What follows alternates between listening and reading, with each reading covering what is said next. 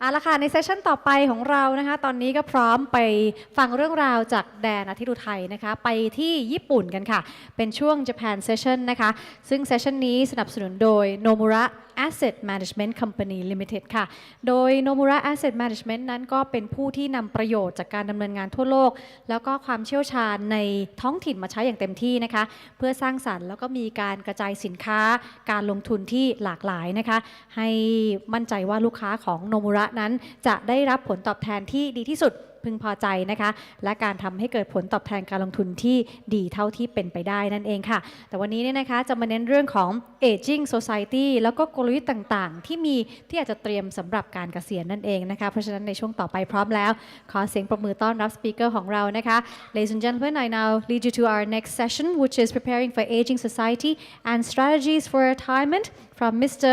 Wataru Ogihara, Senior Managing Director and Chief Investment Officer of Global Equity, Nomura Asset Management, and also Mr. Hiroyuki Nishikawa, Chairman of Nomura Asset Management Singapore. A big round of applause, please.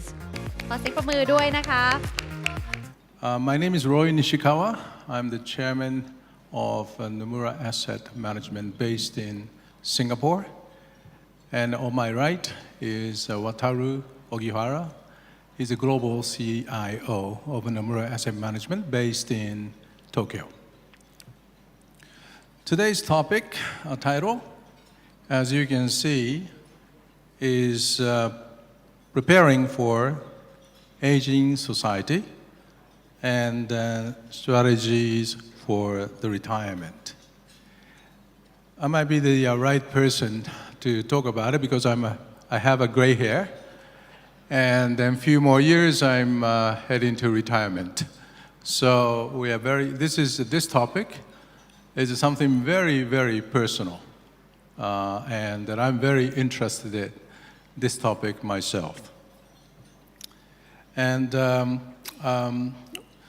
by the way, this year, in Japan, you might have heard many natural disasters. Earthquake, there's a couple big earthquakes hit in Japan. And then also extraordinary typhoons are hitting Japan. At the same time, we had the hottest summer ever recorded. And in 2 years' time, we have a Summer Olympics in Tokyo. And I just don't know how we can cope with that heat. And then last of all is floods. There are many, many floods causing significant damages and casualties and disruptions. But away from these natural disasters, but we have another disaster. It's called the national disaster. So what I mean is a national disaster is aging society. This is what the Prime Minister Abe call it. This is a nationwide national disaster for Japan. So on this page, the chart, it just shows the current population of Japan. At the age of 60, I'm becoming 58. The age of 60 of now, 1/4 of 60 years old could live up to 95 years old. So it's in Japan, if you go to Japan and you watch the TV, many commercials says the life expectancy is 100 years. Okay? We all could live up to 100 years old, or maybe longer. Okay? This is a reality. And currently, at the age of 75 years older, in Japan we have about 50 million people is age 75 years older. By 2025, okay, the first baby boomers on the right-hand side, first baby boomers, by 2025, they are becoming 75 years. So by 2025, 1/4 of the Japanese population is 75 years older. Okay? So 1/4 of the population is 75 years older. So this is a challenge, nationwide challenge and the disaster that we are facing. Okay? Once Japan is recognized as the most advanced, in technology and innovation, now Japan is advanced in the most aging society in the world, the fastest ever. This is just amazing situation that we are facing. Okay. So next 20 minutes or so, Wataru and myself, we will discuss or we'll talk about these issues, and then at the same time, opportunities. Okay. Disasters. This is going to be a very disastrous situation, but at the same time, a disaster always leads to opportunities. So we'll talk about the opportunities as well. Okay. All right, let me now pass on to Wataru, and then to briefly summarize what we believe the current market, and then also the issues relating to aging society. Thank you. In fact, I don't know the fundamental solutions for the long-term aging problem. In reality, the portfolio managers or investment persons are looking at the development, what is happening right now. But to be honest, we don't have scientists. We don't have much knowledge in terms of whatever biology, population, and so forth.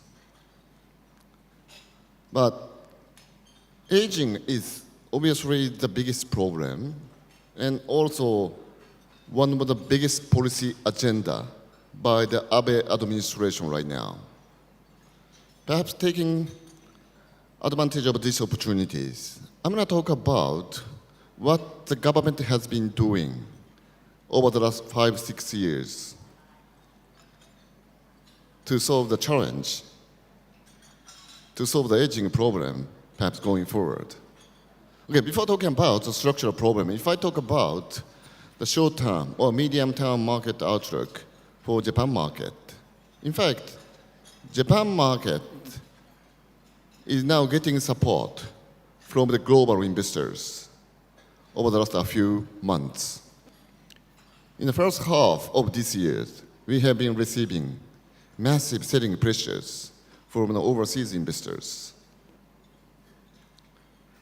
But over the last few months, we started to see some positive comment from the investment banker in the United States and Europe, as well as the Asian regions.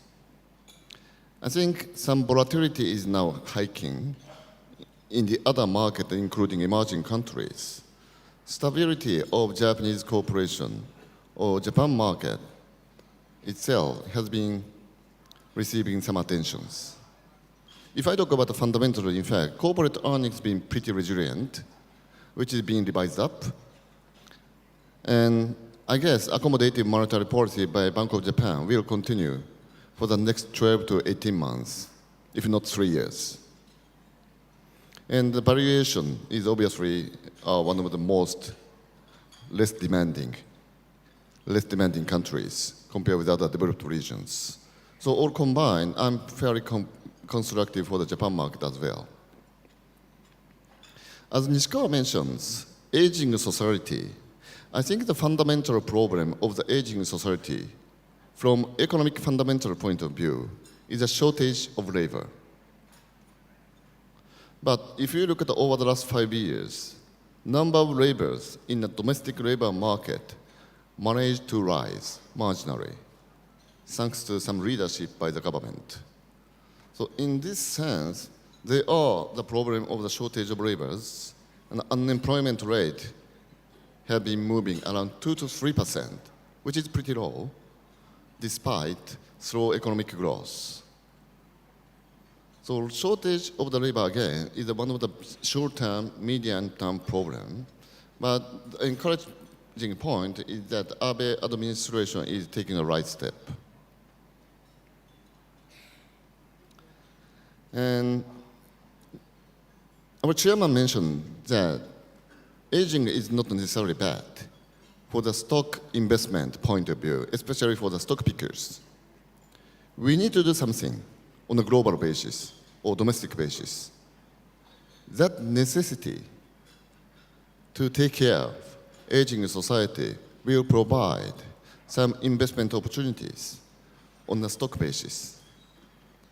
I think Japanese manufacturing industry is fairly well positioned to benefit from global aging. Last thing I want to mention is that global aging is not the problem only in Japan. If you look at the chart, on the left-hand side, this is the population pyramid by Japan. On the center, this is the United States. On the right-hand side, I was surprised to see actually shape of the population pyramid looks a little bit similar to Japan. I guess it is very similar Japanese population pyramid 10 years back. So this is the problem of the global. It's not only domestic problem, but global, especially some countries in Asian regions. This is a kind of brief summary, how I'm thinking about Japan economy, market, and aging problem. Okay, and I think there are a couple issues that we just like to cover this time. Last week, IMF World Bank conference is held in Bali. All the central bankers gathered. And one of them is obviously Bank of Japan's Mr. Kuroda. There has been quite a bit of questions on, Japan, the Bank of Japan is the last central bank, still has a very accommodative monetary policy. Federal Reserve in the US is already tapering, and then the ECB is following. So the BOJ, the Bank of Japan, is the only central bank actually still keeping very loose monetary policy. So the first question maybe we can say is what the BOJ is going to do about this monetary policy, and then how much that will affect the outlook of Japan. Wataru, do you have any comments on the BOJ's policy? I think the BOJ will maintain the very easy monetary policy, accommodative monetary policy. But having said that, it has already started taper. In terms of the government purchase of Japanese government bond from the market, the amount of the purchase will be much, much smaller in this year compared with the 2017. In this sense, a market participant took it as a sort of tapering. But this is a little bit different from US perhaps and the ECB. The policy target by Bank of Japan is now yield curve to make the 10-year bond yield zero, plus minus 20 basis point. This is the policy target. This monetary policy will not change until we see the CPI would go up to 2%. I think it is very difficult. In the short run, we will see GST hike in October 2019. Obviously, natural consideration by the government and also Bank of Japan to stimulate the economy until the hike of GST. In that sense, I'm very confident. Over the next 12 months, accommodative monetary policy will not change. And what I want to, this is a kind of, we have side effect of the easy monetary policy or accommodative monetary policy to make short-term rate negative and the 10-year bond zero. I think this monetary policy is having a fairly serious negative impact on the bottom line of corporate earnings by the financial institutions right now, especially for the regional bank. Loan-to-deposit ratio of the regional bank is low. They don't have borrower. They have much in cash. And also spread between short and long is almost zero. It is very difficult for the financial institution to make money right now. That might create perhaps potential consolidations of Japanese financial institutions, including a regional bank. I think this would be the structural implication of long-lasting accommodative monetary policy. Talking about the regional banks, currently we have more than 100, I think it's more than 100, to be exact, 105 regional banks operated in Japan. And then we all think that is too many. And especially in the region, local market is shrinking.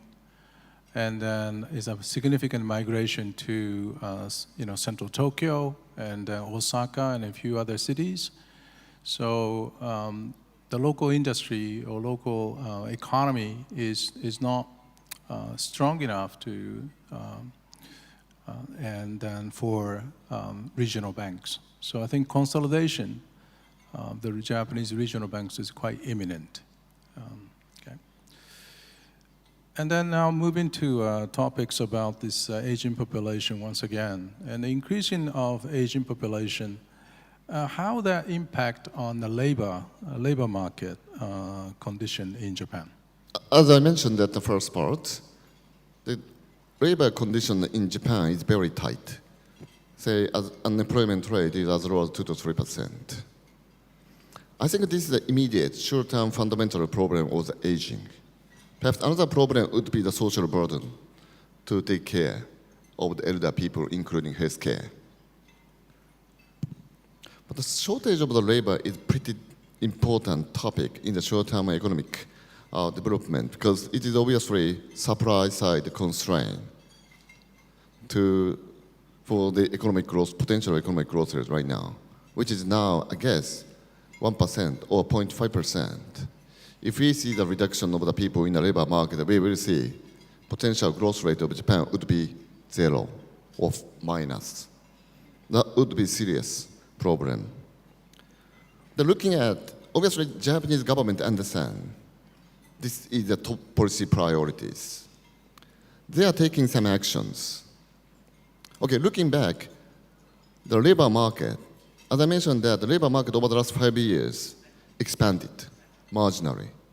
Driving force of that growth were female workers and also elder people, which is pretty much consistent with our government policy, in fact.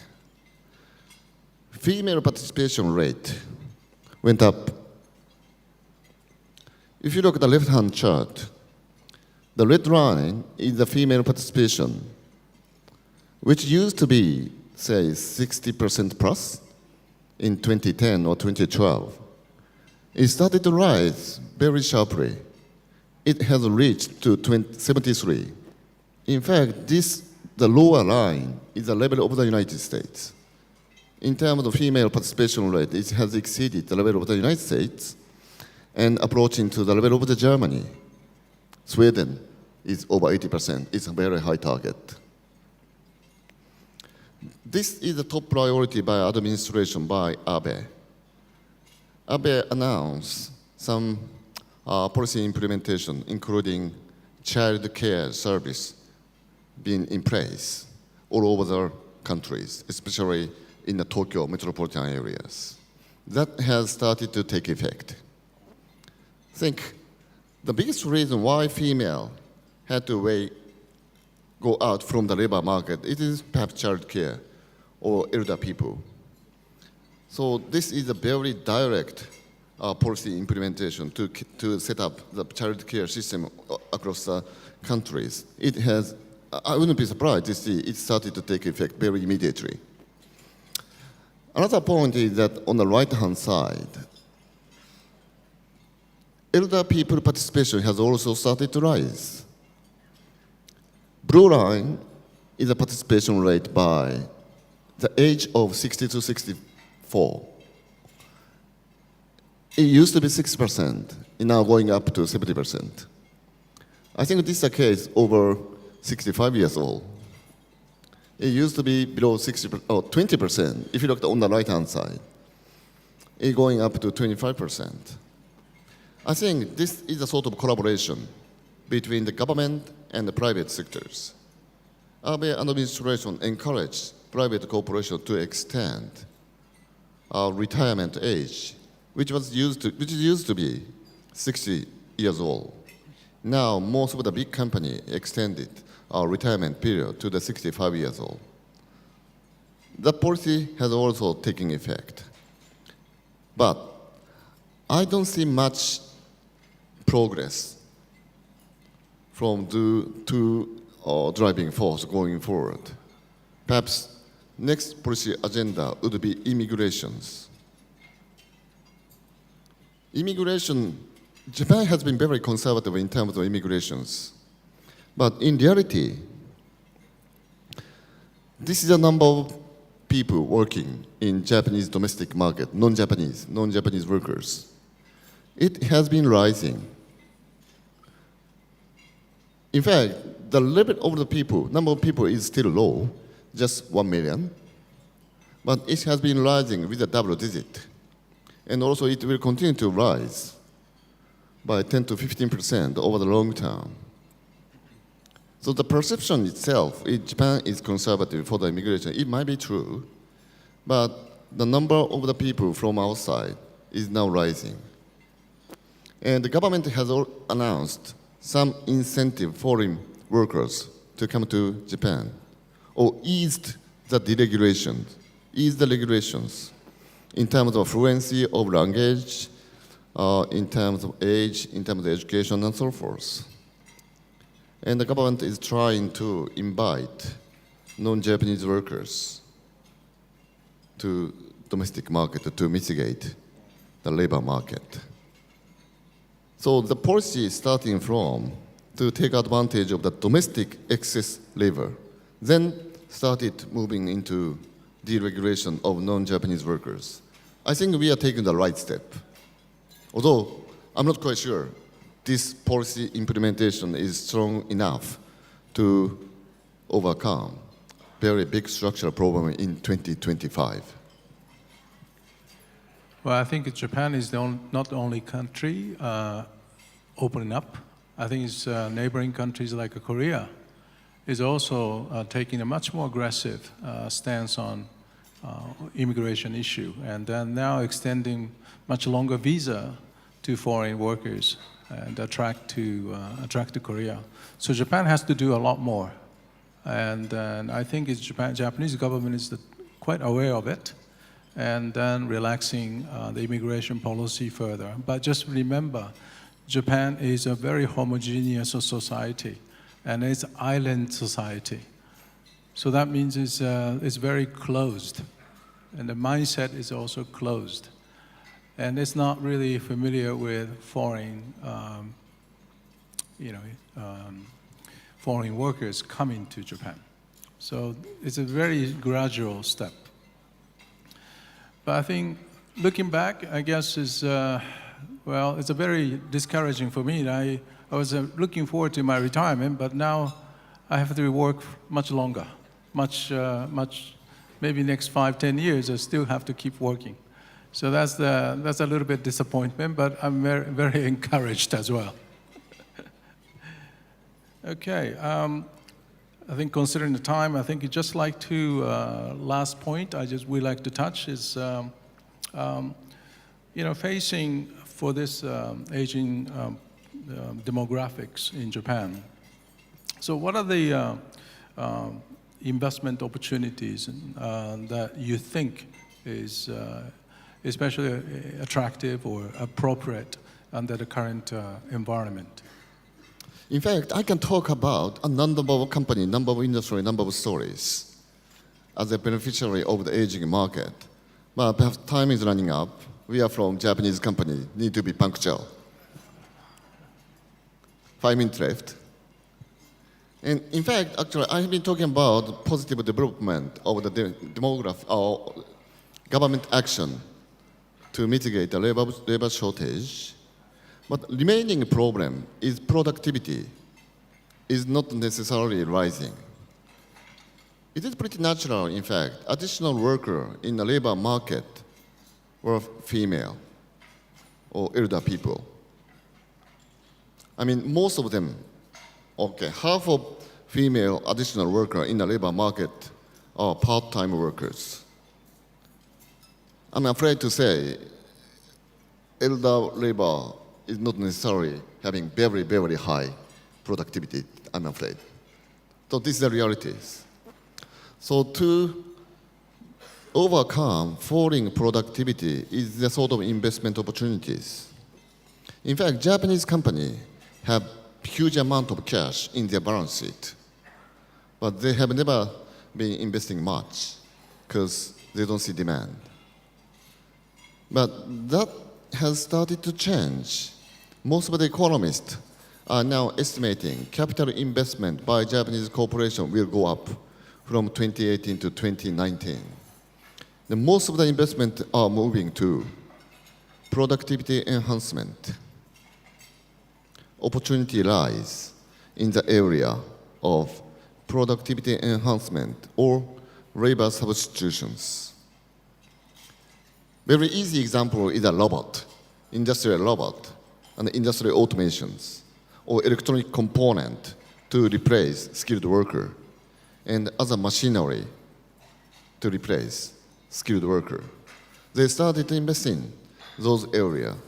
If you look at the demand for each component of the machinery, electronics, and robot, it started to rise.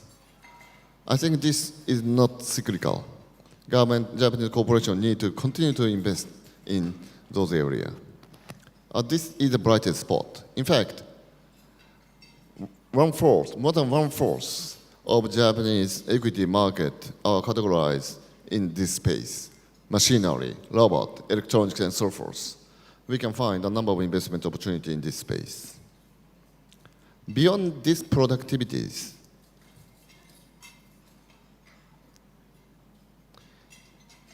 obviously healthcare is the biggest issue.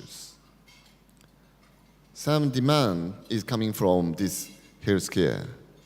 I think the government is taking proper action to encourage cheap generic medicines to reduce the cost of healthcare burden. I think it has not started taking effect, but going forward, that they would bring more regulations to promote generic.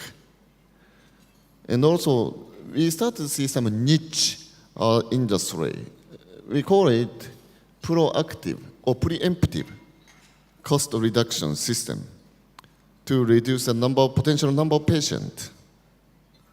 Some medical instrument companies started to benefit from this movement. And also, interestingly,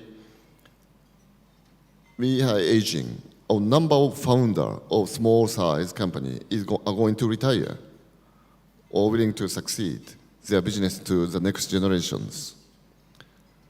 The legal service, business service, which is something to do with succession or inheritance, are now looking at the rising demand. Legal house or some sort of financial institutions in relation to the small M&A are now looking at seeing the demand. In fact, we have never seen such demand in the past. Legal house in Japan is pretty small, and we have never seen any business service industry. So this would be the opportunity for the small size new companies. And lastly, it is pretty much big topic: autonomous engineering, autonomous driving system. Obviously, I don't have to say that. But automobile company combined with electronics component company will make big contribution to the autonomous driving system. This is a problem for this is the demand from the many countries outside, as well as the Japanese society. Because one of the social problems we are looking at is more traffic accident by the elder people. We don't have any legal system to avoid. So autonomous implementation or some support for the safety would be the immediate issues to reduce accident or traffic accident by the elder people right now. So all combined, like robot, automation, healthcare, legal, autonomous driving system, this is just example. So try to capture the investment opportunity from the increasing demand. It's not necessarily very difficult when you try to pick up the better stocks. Okay, I think that's all we could say for the time being. I guess time's up, and it says 30 minutes, finish. So I think we are punctured. But anyway, do you have time for questions? Wow, there are quite a number of questions that we have received. Thank you very much. One question that we have received, the rising of China, which we have heard from the session before. The rising of the China could be a threat to Japan's and then Japanese cooperation. That's a question first. Some area, competition of Chinese company and Japanese companies are in Chinese market, in fact. Cosmetic and the consumer product. Japan gained the market share in the market and the Chinese company is catching up. So in that space, I see some threat. The Chinese company to gain the market share instead of Japanese company in China market.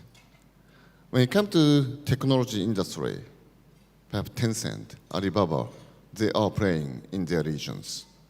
Japan, fortunately or unfortunately, Japanese company don't have any presence in China. And Alibaba, Tencent don't export anything to Japan. So we don't see any competitions. So manufacturing industry, I guess there are some competitions, but it will be more serious competition between China and Korea, Taiwan. Manufacturing base by the Chinese company are competing against Korea and Taiwan, which had already took over the position from Japanese company over the last 3 decades. So additional competition from China companies and Japanese companies will not that significant in my view. Very interesting dynamics right now. As you know, China and the US in basically trade war. Time like this, looks like the Chinese leaders have started smiling to Japanese and say, well, welcome, please come to China. The Japanese, Industrial Federation, they visit China every year, okay? And then we measure how receptive the Chinese government is by basically who is going to come to, show up, okay? Used to be someone in deputy or someone relatively junior fellow. But now, Prime Minister or even Xi Jinping appears. Welcome Japanese. That's the attitude of Chinese government right now. I reckon the Chinese and the Japanese government, I think the relationship is definitely improving. That is a positive sign for Japanese business.